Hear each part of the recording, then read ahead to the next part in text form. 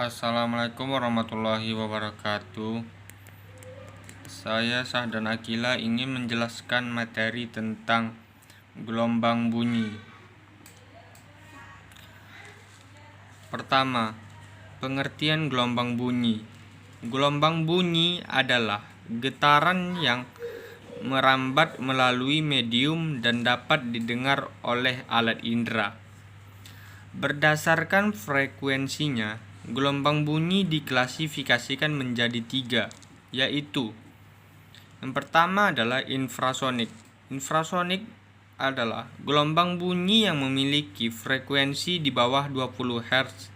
Contohnya, gelombang bunyi yang disebabkan oleh gempa bumi dan gunung. Contoh hewan yang bisa mendengar gelombang bunyi infrasonik ini adalah badak, gajah, dan anjing. Yang kedua adalah audiosonik. Audiosonik adalah gelombang bunyi yang memiliki frekuensi dengan jangkauan 20 Hz sampai 20.000 Hz. Gelombang ini mampu didengar oleh manusia dengan baik. Yang ketiga adalah ultrasonik. Ultrasonik adalah gelombang bunyi yang memiliki frekuensi di atas 20 Hz. Gelombang ini tidak dapat didengar oleh manusia, tetapi sebagian binatang dapat mendengarnya. Contohnya adalah kelelawar dan lumba-lumba.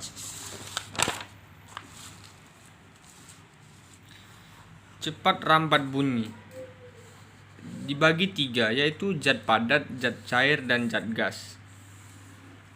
Rumusnya adalah, kalau zat padat adalah V sama dengan akar E per Rho. Zat cair rumusnya V sama dengan akar B per Rho. Zat gas rumusnya V sama dengan Y RT per M. Cepat rambat bunyi menurut Melde adalah V sama dengan akar F per PA. Keterangannya adalah V adalah cepat rambat bunyi, E adalah modulus Young, P adalah massa jenis, B adalah modulus Boole, Y adalah konstanta Laco, R adalah konstanta gas umum, T adalah suhu gas, M adalah massa molekul relatif gas, F adalah gaya tegang tali, M adalah massa tali per satuan panjang tali, I adalah panjang tali, M adalah massa tali, A adalah luas permukaan dawai. Diralat ini adalah Rho. Rho keterangannya adalah massa jenis. Sekarang kita masuk ke sumber bunyi. Sumber bunyi dibagi menjadi 2. Yang pertama adalah berdasarkan sinar yang bergetar atau dawai. Yang kedua adalah pipa organa. Pipa organa juga dibagi 2, yaitu pipa organa terbuka dan pipa organa tertutup. Yang pertama kita masuk penjelasan sinar yang bergetar atau dawai.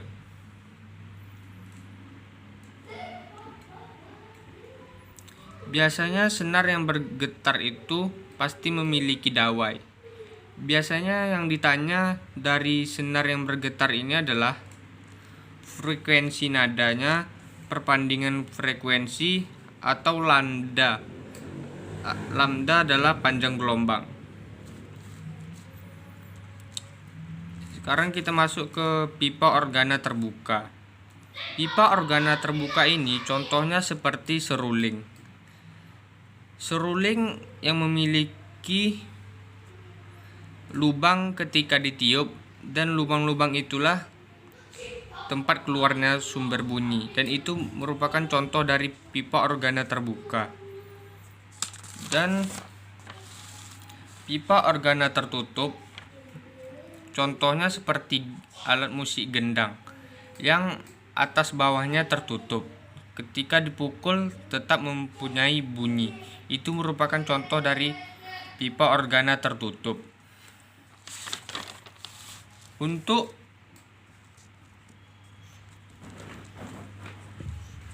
frekuensi nada pipa organ terbuka rumusnya adalah Vn sama dengan V per lambda N sama dengan N tambah 1 V per 2I. Perbandingan frekuensinya adalah F0 dibanding F1 dibanding F2 sama dengan 1 dibanding 2 dibanding 3. Kita contohkan nada dasarnya adalah 2. Nada dasarnya adalah 2. Jadi nada atas keduanya adalah 3 kali nada dasar pertama. Jadi 2 dikali 3 sama dengan 6. Untuk frekuensi nada pipa organ tertutup rumusnya juga sama, adalah Vn sama dengan V per lambda N sama dengan N tambah 1 V per 4I. Perbedaannya adalah hanya ini. Jika pipa organa terbuka tadi adalah 2I, sedangkan pipa organa tertutup ini adalah 4I. Perbandingan frekuensi pipa organa tertutup adalah F0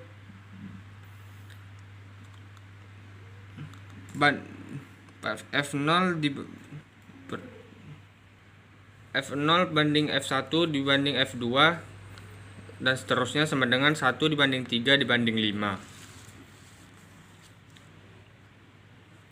Intensitas. Sekarang kita masuk ke intensitas bunyi. Intensitas bunyi adalah jumlah energi bunyi tiap detik yang menembus bidang setiap satuan luas permukaan secara tegak lurus.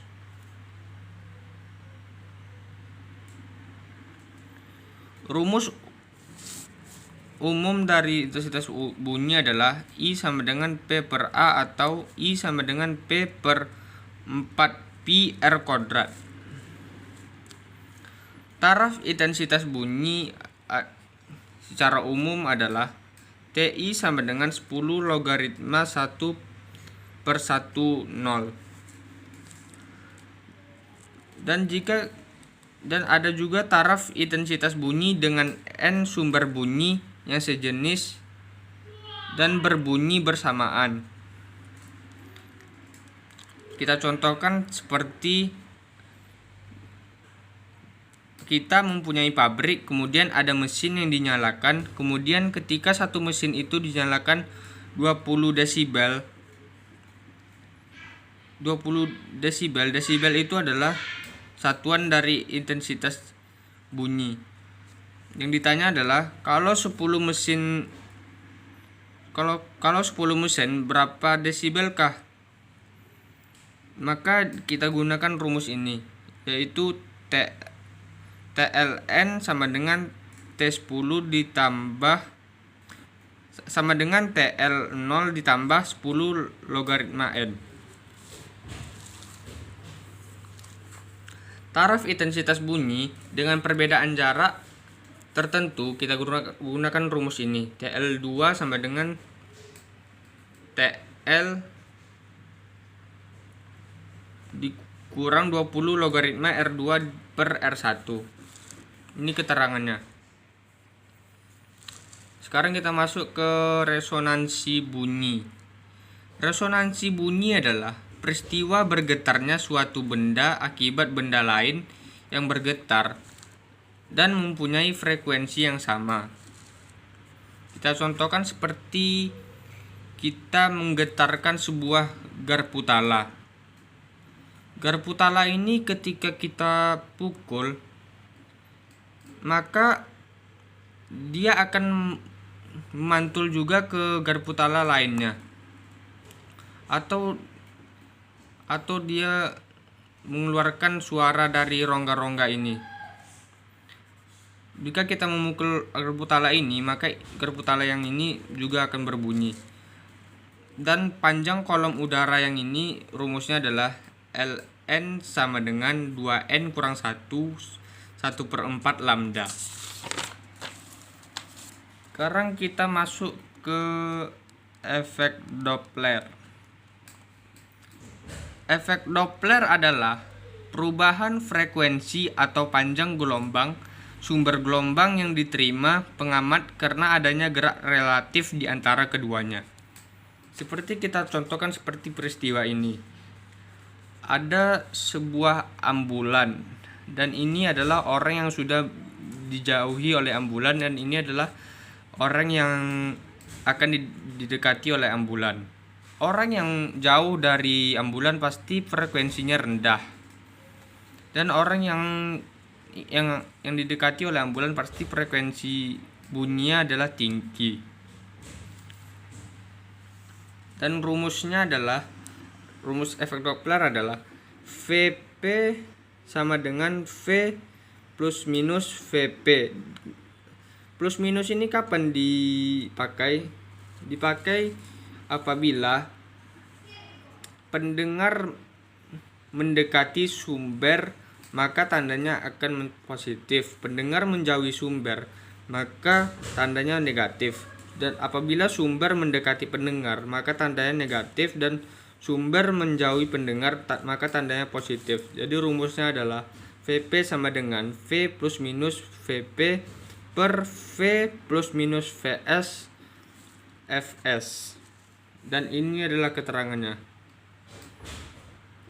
Sekianlah penjelasan tentang gelombang bunyi yang bisa saya sampaikan. Apabila ada kesalahan mohon dimaafkan. Wabillahi taufiq wal hidayah. Assalamualaikum warahmatullahi wabarakatuh.